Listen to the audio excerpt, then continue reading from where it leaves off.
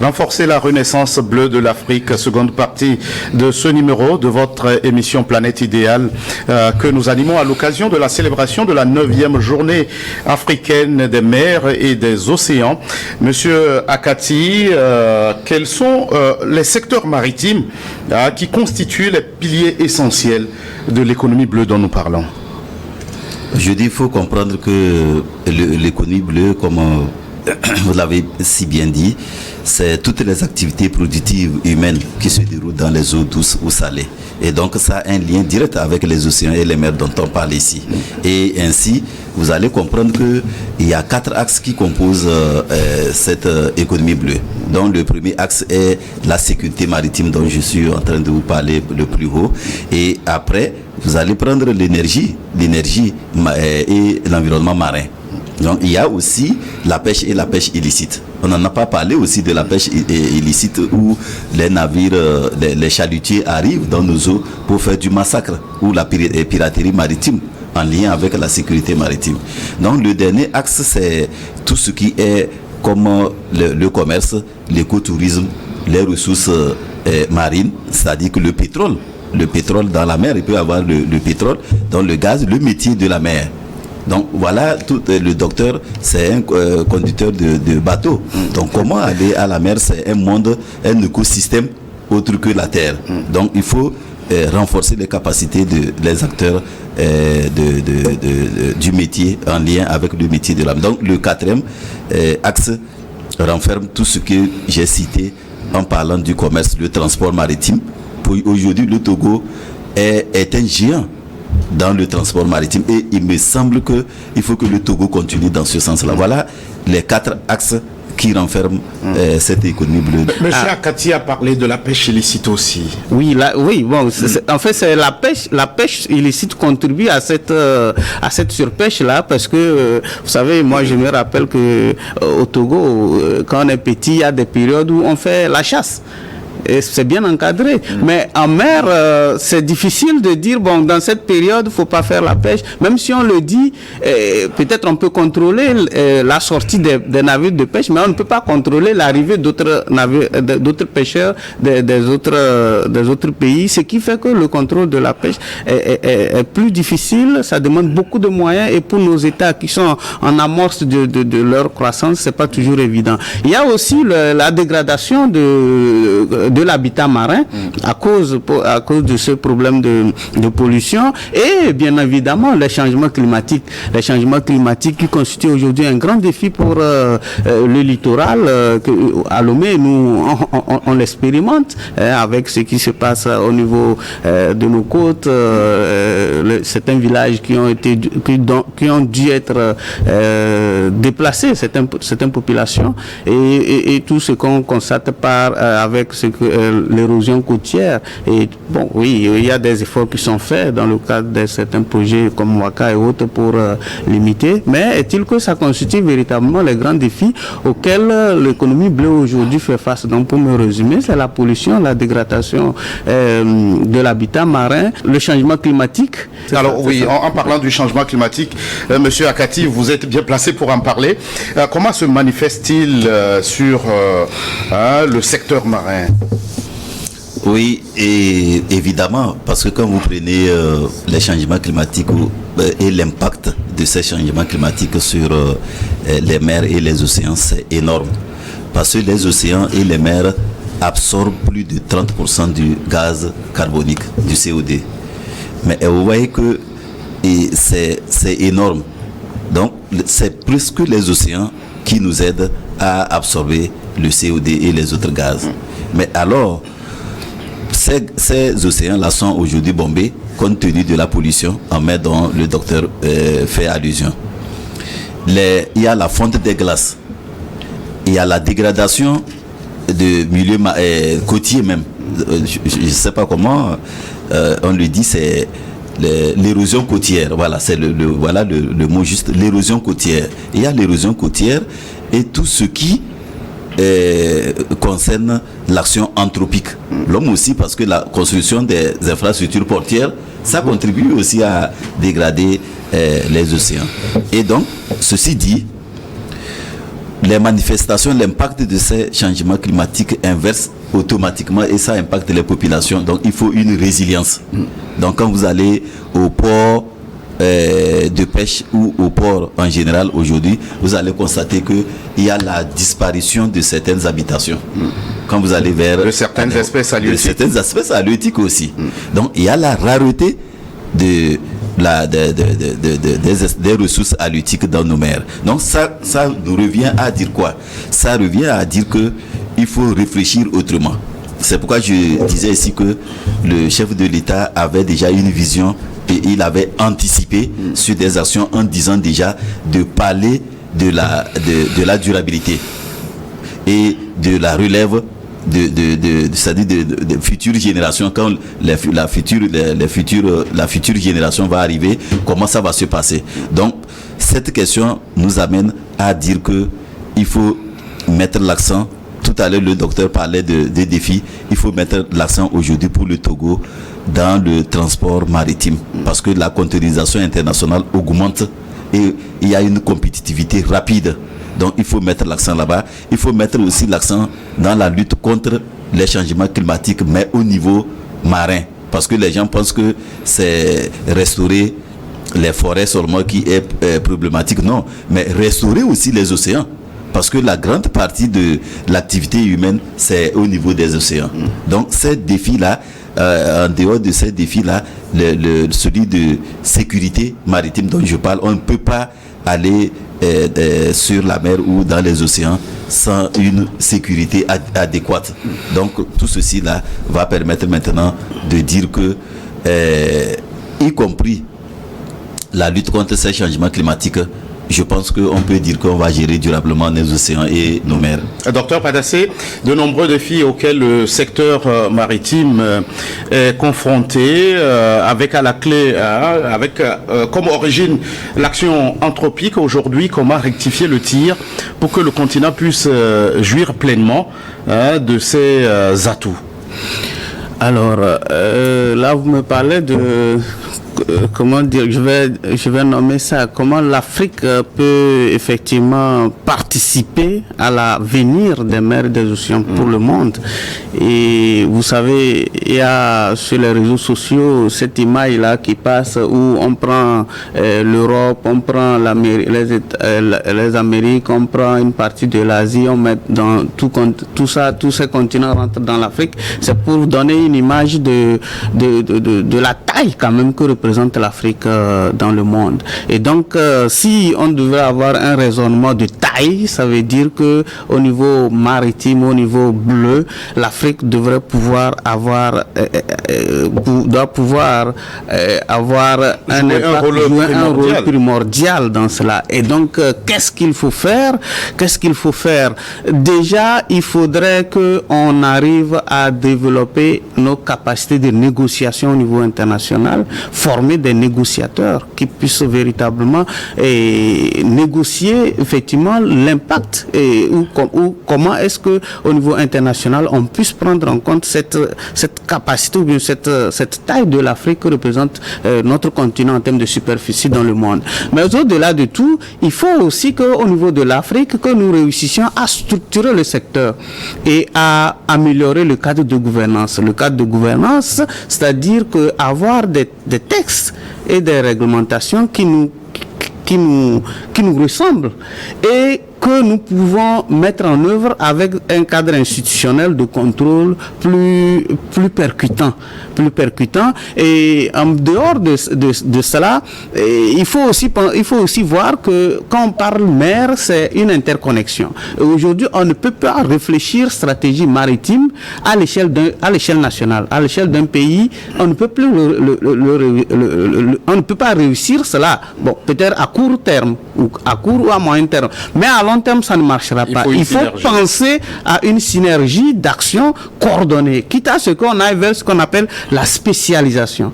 Que les pays se spécialisent dans un aspect particulier de cette économie bleue pour que chacun apportant des efforts pour faciliter l'action de l'autre puisse en tirer aussi avantage de ce que lui il a comme avantage stratégique. Et donc en gros c'est ce qu'il faut penser. Et en dehors de ça, il y a la formation. la formation et la recherche scientifique qu'il faut développer. Et je me rappelle que quand je faisais mes recherches, c'était très difficile de trouver des travaux. Je ne dis pas qu'il n'y en a pas, peut-être qu'il y en a, mais c'est très difficile de trouver des travaux scientifiques sur la question. Et donc, il faut aller chercher tout ça là dans les littératures occidentales, alors que dans ce cas, il y a difficulté de les adapter voilà, la difficulté d'adaptation. Et donc, qui dit recherche scientifique pose le problème de données, des statistiques, et aussi l'implication des communautés locales dans l'apprentissage technologique. Comme je le dis souvent, la technologie est une marchandise. Et on ne peut pas penser que le simple fait d'aller sous-louer ou bien concéder un pan économique à un major international suffit pour apprendre. Non, parce que pour lui, c'est une marchandise qu'il va veiller à garder. Et donc aujourd'hui, il faut penser la question de cette façon-là et de voir comment est-ce qu'on peut mobiliser les chercheurs autour de la question pour encourager et aller vers ce qu'on appelle l'apprentissage, et que les communautés locales puissent en tirer profit dans cette gradation de la connaissance, ou bien dans cette gradation de l'acquisition de la connaissance. Donc, pour me résumer, pour ne pas être trop long, je dirais que c'est le point essentiel, et évidemment encourager les investissements, parce qu'on ne peut rien faire sans l'argent. Il faut encourager les investissements privés et les investissements locaux. Pour cela, la transparence et la régulation, le cadre juridique aussi doit être revu et amélioré. Alors oui, monsieur Akati, monsieur Padassé a évoqué la place du continent africain dans la gouvernance maritime mondiale. Alors comment l'Afrique peut-elle renforcer son rôle dans les instruments contraignants mondiaux sur la diversité biologique notamment? Avant d'en arriver à votre question, je voulais ajouter quelque chose sur la coordination même des actions. Des actions. Je pense que nous, au niveau de tous les acteurs, il faut une bonne collaboration. Il faut le partage d'informations. Il faut coopérer aussi avec, comme il a dit, avec la communauté internationale, et il faut mettre des synergies. Mais plus dans ce cas, pour notre pays maintenant, le Togo, il faut moderniser les infrastructures portières. Il faut vraiment cela, et il a parlé de l'investissement, effectivement, c'est ça. Il faut qu'on arrive à un moment donné dire que les océans et les mers, comme je l'ai dit tout à l'heure, c'est la conclusion est tirée que pour la durabilité, pour la gestion durable de l'avenir, c'est les océans. Il faut regarder vers là. Donc il faut beaucoup d'investissements dans ce domaine-là. Maintenant, par rapport à votre question, vous avez dit que c'est sur la place du continent africain dans la gouvernance maritime mondiale. Comment notamment l'Afrique peut renforcer son rôle dans les instruments juridiques mondiaux pour la sauvegarde de la biodiversité notamment. Effectivement, donc cette question elle est très stratégique, parce que vous savez aussi qu'il faut aller d'une manière concertée et coordonnée dans des actions. Donc l'Afrique, je pense que ça commence par le niveau national, avec l'implication de tous les acteurs. Tout à l'heure, le docteur parlait des communautés locales, et de la société civile, des ONG et les gouvernements. Et donc, avec cela, il faut revoir le cadre juridique sur comment l'appelle-t-on, peut-être sur la convention de Rio sur la biodiversité. Donc, le Togo a ratifié pas mal de conventions et des accords, pris des accords au niveau international par rapport à la biodiversité. Mais il faut plus la restauration et plus la gestion rationnelle de ces ressources marines et halieutiques. Mais en le faisant, on ne va pas le faire d'une manière individuelle. Il faut aller d'une manière collective. Donc, au niveau national, au niveau continental, et maintenant, lorsqu'on arrive au niveau international, maintenant, il faut des répondants sûrs, avec comment l'appelle-t-on, des actions, comme vous l'avez dit, contraignantes, avec des cadres, c'est-à-dire que tout est au niveau de la base d'abord. Donc ça veut dire que les pays ont un document sûr. Voilà pourquoi nous, on a salué quand le gouvernement togolais avait pris l'engagement vraiment d'aller amender, peut-être pas amender, mais la signature de la charte de Lomé, la charte africaine de Lomé ici. Donc c'est avec ce document qu'on peut aller négocier maintenant au niveau international. Donc aujourd'hui, il est clair que aucun pays, comme le docteur l'a dit, aucun pays ne peut dire qu'il va aller en vase close. Ça ne peut pas marcher. Il faut des synergies. Monsieur Padassé, la communauté internationale a rendez-vous en 2030 pour l'atteinte des objectifs de développement durable. Alors, l'économie bleue est un canal pour relever le défi? Oui, tout à fait, Monsieur Gaëtan. L'économie bleue peut participer à atteindre au moins 5 objectifs des développement durable. Oui. Et je vais permettre que je puisse être un peu didactiel. Oui. Vous voyez, quand vous prenez l'objectif 1, du développement durable 1 qui dit pas de pauvreté, c'est ça, pas de pauvreté zéro. Et donc qu'est-ce que l'économie bleue peut faire? Il faut elle peut nous aider à créer des emplois, et surtout des emplois durables. Lorsque nous prenons par exemple l'objectif de développement numéro 2 qui parle de fin zéro, donc il faut ça, au niveau de l'économie bleue, ça nous pousse à faire à investir davantage dans la pêche et dans la pêche durable, à protéger les écosystèmes marins pour que la pêche, la flore, ou plutôt la faune sous-marine soit davantage plus nourrie. Et quand on prend l'objectif de développement durable numéro 8 qui parle d'un travail décent et la croissance économique, oui, donc l'économie bleue, comme on l'a dit, 65% du PIB mondial quand même, et en l'encourageant, en mettant les vecteurs nécessaires pour sa pleine réalisation, on peut effectivement parvenir à atteindre cet objectif-là. Et la lutte contre le changement climatique, aujourd'hui, les mers sont les principaux régulateurs des écosystèmes, même du climat. Et donc la pollution, la réglementation en termes de pollution est assez nourrie. Donc il faut juste encourager davantage les États à fédérer les actions, à éviter la pollution marine. Et si on arrive à éviter la pollution marine, c'est que nécessairement, on peut, la mer, 80%, non, bon, pour être plus exact, 71% de la surface du globe, si c'est protégé quand même, ça veut dire que nos climats et le changement climatique va être géré. Et le dernier, qui est l'objectif de développement 14, qui est effectivement lié à la vie aquatique. La vie aquatique, bon, là, c'est purement marin et c'est purement du bleu. Et donc, aujourd'hui, je crois qu'il y a une réflexion quand même mondiale encouragée par que ce soit la Banque mondiale et autres, pour créer ce qu'on appelle dans les États, ce qu'on appelle la planification spatiale marine, et le Togo aussi est en train est sur le chemin. Donc tout ça là, c'est dire que oui, mettre en œuvre tous les mécanismes nécessaires peut effectivement nous aider à atteindre les objectifs de développement durable. Monsieur Akati, un mot de la fin pour clore cette émission. Mot de la fin, c'est pour dire que les poissons n'ont pas de frontières et ils vont comme l'eau est en train de couler.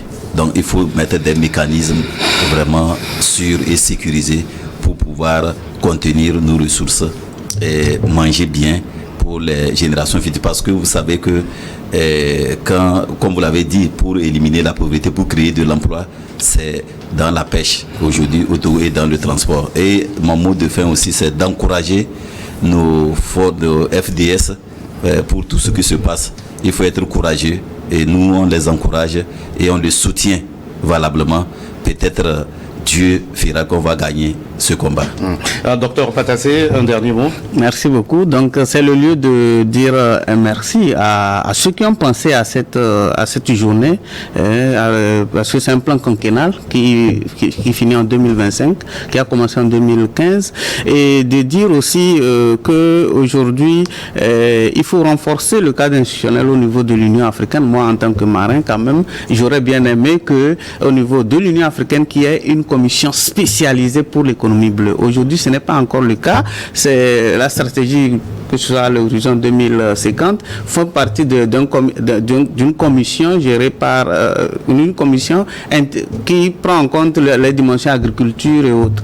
Et donc, c'est un appel, ça me plairait bien qu'il y ait un truc comme ça. Maintenant, la sécurité, comme le collègue vient de le dire, c'est important, et ce qui se passe en terre sur la terre impacte ce qui se passe en mer et vice-versa. Donc aujourd'hui, c'est d'encourager tous ceux qui sont impliqués dans cette lutte-là pour garantir une sécurité à terre comme en mer. C'est votre appel, docteur Tchapadassé, spécialiste de la gouvernance maritime et portuaire. Merci à vous, Sylvain Akati, coordonnateur de l'ONG AGD, Action des jeunes pour le développement intégral. Merci aussi à vous qui êtes restés à notre compagnie. À très vite pour un autre numéro de votre émission Planète Idéale.